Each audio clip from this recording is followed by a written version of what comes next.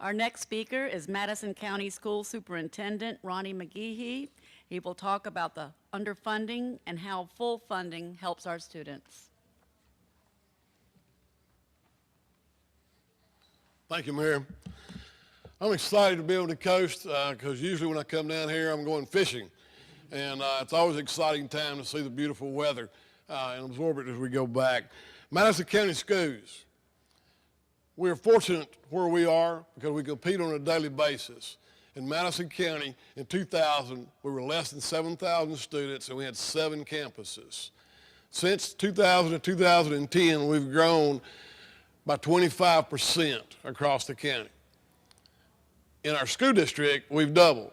We're 12,560 students, 21 different locations, 2.1 million square foot of floor space, with a budget that we passed last night, thanks to my school board, of $120 million. The reality when you underfund, though, as you heard the numbers earlier about teachers, is school class sizes suffer.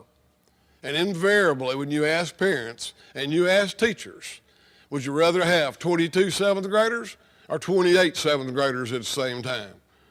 Or if you're like me, you don't really want any seventh graders, okay? As you go forward. The fully funding MAEP, and my good friend Cecil Brown stole a little bit of my thunder that I used last time regarding the Adequate Education Program. MAEP, Mississippi Adequate Education Program. The formula was for a C school district. Now you mayors and aldermen and council people, how many of you want an average school? You want to say, hey, come to my location, we're average. Think about that. Average is over, ladies and gentlemen. We have to be better today than we were yesterday and be better tomorrow than we are today. That's the competition that we have out there in the world today. We must be able to prepare our young people for the world they're going to live in, not the world that we lived in, or living in, should I say. The teacher pay raise. The teacher pay raise that was mentioned earlier. Well, was not mentioned, like in our district, we're funded 50-50 basically, 50 from the state, 50 from local revenues. So that pay raise, Representative Brown, costs Madison County School Districts $1.5 million that we have to raise locally with our Board of Supervisors. I'm telling you, it's not what it seems sometimes when you underfund on a regular basis. When you underfund from the state level, you're going to be in a situation where you're going to have to make it up at some point in time at the local level. Because you're going to have to invest in the future because let me tell you what, poverty is a terrible thing. The way out of poverty is education. I'm a living example of that. Southwest Mississippi, where I grew up, my dad, who's 92 years old, World War II veteran, had a great formal education, didn't get out of 6th grade. My mom didn't get out of 11th grade. The reality of it is my brothers and myself are anomalies because historically and statistically, your educational level of attainment is based upon your mother's success because who are our first teachers? The mother, okay? He worked at Armstrong Tire and Rubber Company for 40 years, hard driving union man, didn't get out of high school. Today, there's very little out there for that person. There's very little opportunities for that person. There's absolutely not a great future for that person. My older brother came home in 11th grade, said, I want to go to school. My dad says, well, you're already in school. He said, no, I mean college. Well, why you want to go to college? Well, because all my friends are going to college. I want to go to college. He said, how do you pay for that? We said, we don't know. My daddy said, we'll find a way. He worked overtime on a regular basis to give himself a pay raise to go to that great learning institution in the South, University of Southern Mississippi. So you know what I did? The middle brother, older brother went, I had to go to school, right? My younger brother, since I went, well, he had to go to school. What started a chain reaction was not only did our individuals, my brother, myself, and my older brother went and graduated, it's where we met our wives.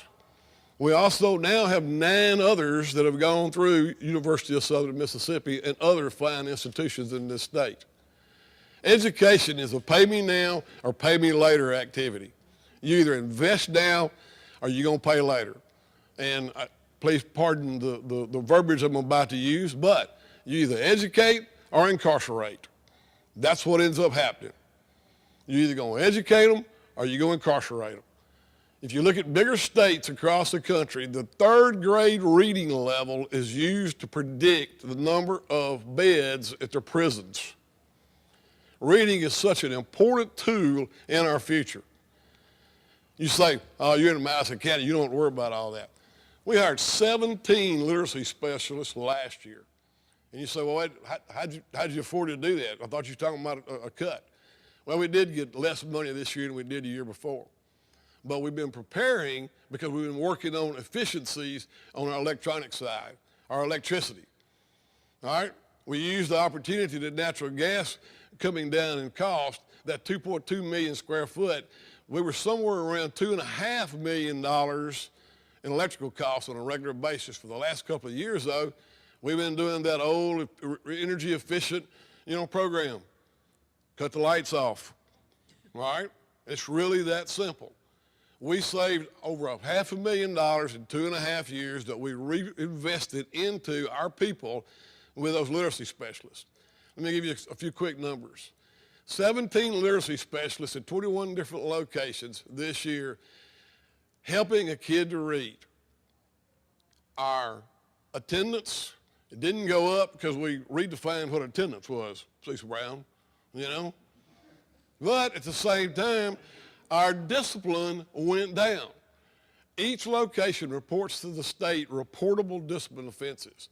In 2012-13, we had over 3,200 discipline offenses. That's everything from chewing gum and your shirt tail out to fighting.